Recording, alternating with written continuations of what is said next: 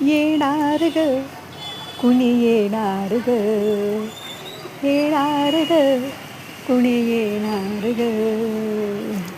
नमस्कार मंडळी, Sridevi word of वुमनमध्ये मी आपल्या सर्वांचं मनापासून स्वागत करते. कुणी येणार हे खरं, पण आमच्या घरी नाही. तुम्ही बघताय तिथे आमच्या बाल्कनीत छोट्याशा चिमुकल्या पक्ष्यांनी छान घरटं बांधत आहे. गेली 15 दिवस झालं त्यांचीही कामं चालूच होते. रोज गवताचे काड्या आणून ठेवणे. मला काही कळत नाही की रोज हा कचरा येतो कुठून. मी 2-3दा काढून फेकले. मग एके दिवशी मी घरात नव्हते दिवसभर. खूप सारा कचरा झाला. माझ्या लक्षात आलं की बहुतेक हे कुठल्या तरी पक्षी आपलं घरटं बांधत आहे. पण ते पक्षी आहे तरी कोणतं? काहीच अर्थ नाही. मग मी आपलं चोरून बघायचा प्रयत्न केला. मला कळालं की ती छोटीशी पक्षी आहे. आकाराने चिमणीपेक्षा लहान आहे, पण तिची मेहनत एवढी. कडुलिंबाच्या काड्या, गवत सगळं आणलं.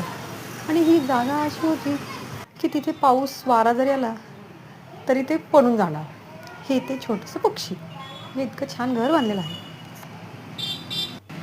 इतकं छोटंसं घर बांधलेलं आहे. मग मी विचार केला की वारा आला, पाऊस आला तर हे घरटं पडून जाईल. मी काय केलं की त्याला आधारासाठी मी नारळाचा केसर ठेवला खाली, म्हणजे जेणेकरून ते खाली पडणार नाही. आणि पाऊस लागू नये म्हणून मी साईडला थोडंसं ग्रेनेट लावून दिले, जेणेकरून पावसाळ्यात पाण्याचा जास्त जोराचा मारा त्याला लागू नये. 2 छोटेसे चिमणे, पण त्यांची इतकी धडपड बघताय तुम्ही. त्यांची चोच केवढी आणि गवताची काडी केवढी. अशी धडपड करत ते गेली सकाळपासून ते दिवस मावळेपर्यंत रोज गवताचे काड्या आपल्या चोचीने आणले आणि छानसं घरटं बांधले. मग मी बघितलं की ते स्पंजीचे तुकडे पडले. मला काय नसे झालं की स्पंजीचे तुकडे आले कुठून. मग माझ्या लक्षात आलं की हे छोटेसे पक्षी त्यांच्या पिलांना मऊ गादीसाठी ते स्पंज देखील आणलेले आहेत. बघतायत मंडळी, माणूस विचार करत नाही तेवढं पक्षीमुख जनावर विचार करतं आपल्या पिल्लांचं. असं धडपड करत हे घरटं बांधले आणि त्याच्यात पिल्ले झाले. आणि आता ती पिल्ले घरटं सोडून आपलं उडून पण गेले.